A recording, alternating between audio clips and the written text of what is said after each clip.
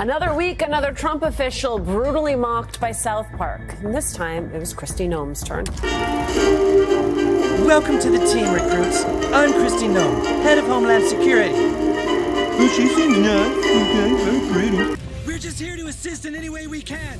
That's what Homeland Security does. All right, recruits, this is it. We're heading to a location that might be filled with illegals. Let's take these bad hombres down.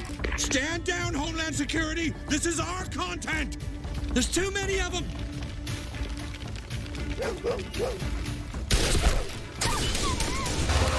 Remember, only detain the brown one. South Park just went all out on ice, tearing the entire system apart without any mercy. The show exposes more cruelty, fear, and chaos in one episode than most of us have seen in a lifetime. And guys, by the end, I was left staring at a truth so ugly that it feels like it could happen to anyone, anywhere, and at any moment.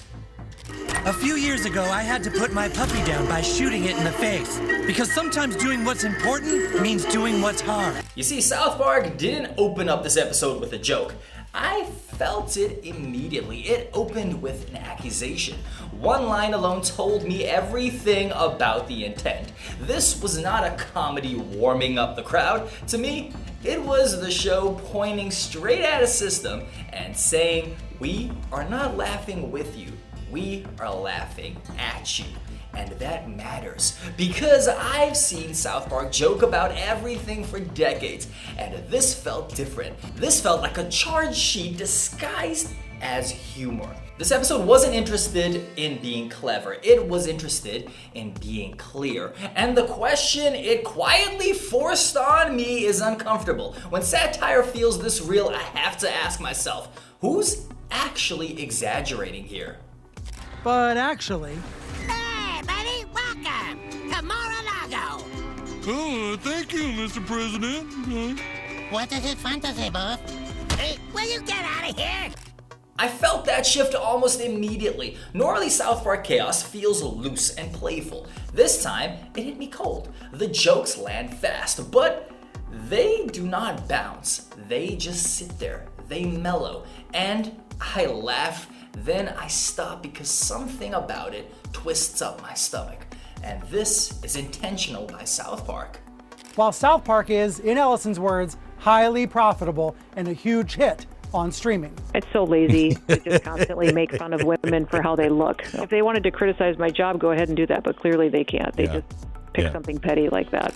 The episode does not ease me in or give me time to relax. It moves straight from absurdity into something closer to moral horror. The exaggeration starts loud, then it slowly fades into something that I recognize all too well. Halfway through, the jokes stop feeling like jokes at all. They start feeling like commentary that is only slightly turned up. That is when the discomfort hits me hard. South Park knows exactly when to pull back the silliness and let the silence do the damage. South Park ratings are way up.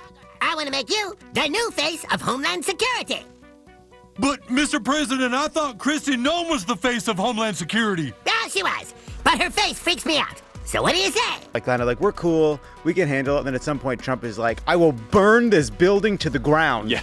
The recruitment scenes hit me like a punch to the gut. ICE is shown as a place that will not take anyone. No training, no experience, and no real screening at all. All you have to do is basically just show up, grab a gun, and suddenly you are part of the system. Now on the surface, it looks ridiculous, but I could not stop thinking about why it works.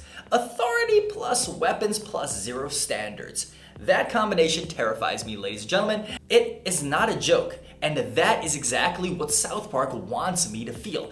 Turning hiring into a punchline forces me to ask a question I hate answering. Who exactly am I letting have power? When a system is desperate, then standards vanish fast. And I could feel the show leaning into that fear, dragging me straight into the chaos. I cannot unsee it, guys. The absurdity is the warning, and it is brutal. It's so lazy to just constantly make fun of women for how they look. If they wanted to criticize my job, go ahead and do that, but clearly they can't. They just pick something petty like that. Then I saw the bonus jokes, and it hit me even harder. Agents getting rewarded for rounding up the most people. Well, it felt like a 6 sales contest. Like parking enforcement paid per ticket. That implication, it cut me like a knife. And guys, when enforcement is incentivized in this specific way, people stop being people. And I saw it clearly. They became numbers. South Park doesn't spell it out for me, and it doesn't need to. I get it instantly.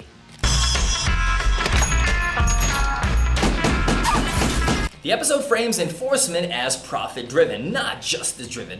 That is why I stopped laughing. This scene isn't comedy anymore.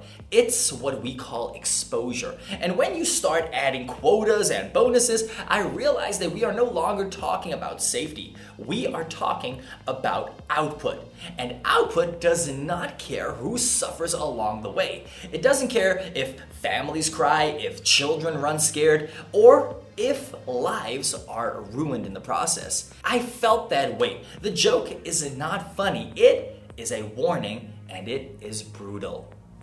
We're just here to assist in any way we can. That's what Homeland Security does.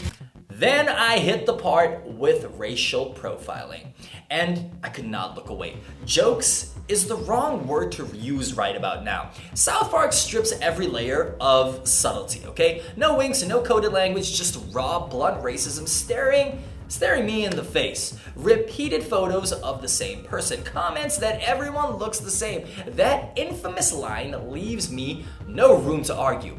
I realized instantly, this was not implication, it was exposure. The show refuses to let me hide behind technicalities. It forces me to confront the ugly truth. Appearance alone can make someone a target. At first, Noam was in on the joke.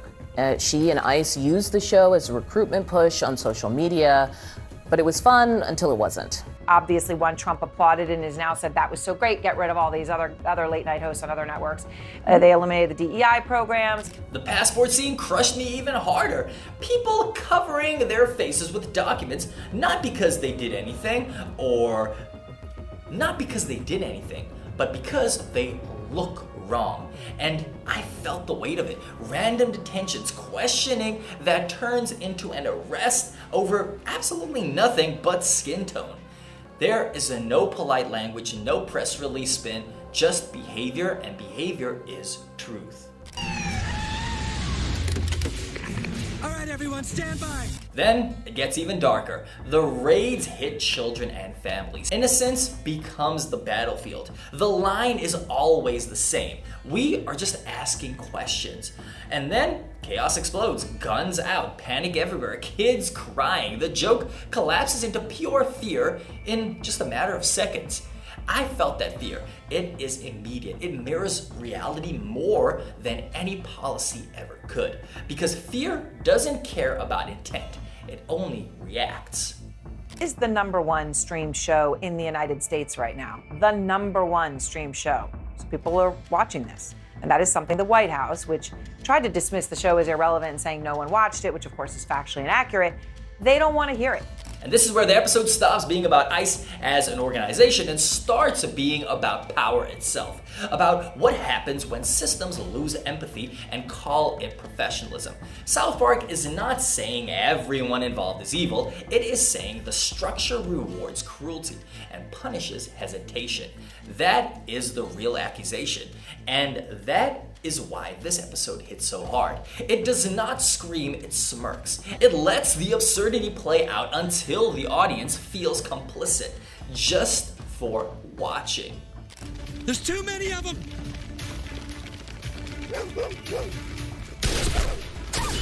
And by the time these scenes are done, the laughter feels different, heavier. And you are not laughing because it's funny. You are laughing because it hurts. And the laughter is the only release. That is South Park at its sharpest. Not when it shocks for attention, but when it exposes something that people would rather not look at. And that is why this episode sticks with you. Not because it went too far like we've seen before, but because it might be closer to reality than anyone is comfortable admitting. South Park is taking no prisoners in its new season, and despite backlash from Trump administration officials, they are unfazed. What really seals this episode is how South Park handles authority. Not loud authority, not cartoon villain authority, quiet, masked, fully armed authority that keeps calling itself patriotic.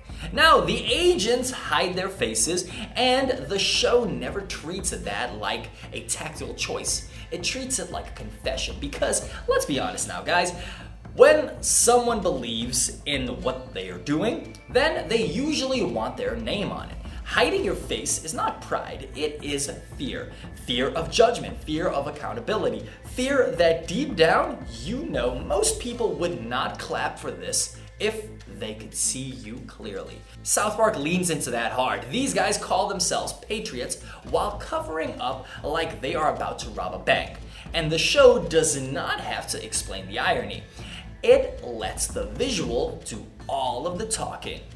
Well, the hard thing about South Park is, like, you go at them and they go back at you twice as hard. Like, people were criticizing them for making fun of Kristi Noem's appearance, so they changed their Twitter photo to her face melting off. Then comes the Kristi Noem parody. Okay, and guys, and honestly, this is where the episode starts feeling mean in a very specific kind of way.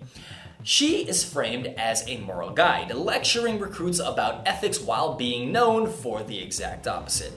That is not subtle. South Park is saying leadership is no longer about setting standards. It is about branding, saying the right words while doing whatever you want behind the scenes. And guys, when someone like that is positioned as the moral compass for armed, untrained agents, then the message is brutal. This is what happens when authority becomes theater. Everyone is playing a role. Nobody is actually responsible. Guns are real, power is real, but morality is just the script that someone hands you on day one. Vice President J.D. Vance took a slightly different approach. Instead of being the butt of the joke, sharing his South Park moment. Homeland Security to Department of War. The protesters are headed your way. That contrast is pretty devastating. It says a lot about what society values. If you heal people, you are expendable. If you detain people, you are essential. South Park does not scream that at you. It lets Mackie struggle financially, accept a job he never should have, and slowly get absorbed into a system that does not care about him either. And that is why this joke hits deeper than the ice scenes themselves. Because it shows the cost of these priorities. Not just the targets of enforcement, but to everyone caught in the middle. The episode never tells you what to think. There is no moral speech, no tidy lesson. You are trapped inside escalation. You feel tension rise. You connect the dots yourself. That discomfort is the point. And South Park trusts silence more than sermons. Then comes the ending. The ending detonates. Military gear, overkill, full escalation. It looks absurd until the message lands. This is the logical next step. When fear keeps rising and everyone becomes a threat, restraint dies. Exaggeration bends back into realism. The show goes too far, so you see how far we've already gone. The real target in all of this is dehumanization. Enforcement without empathy becomes cruel pretty fast. Numbers do not erase behavior, fear, or harm. This is a warning. Pay attention now.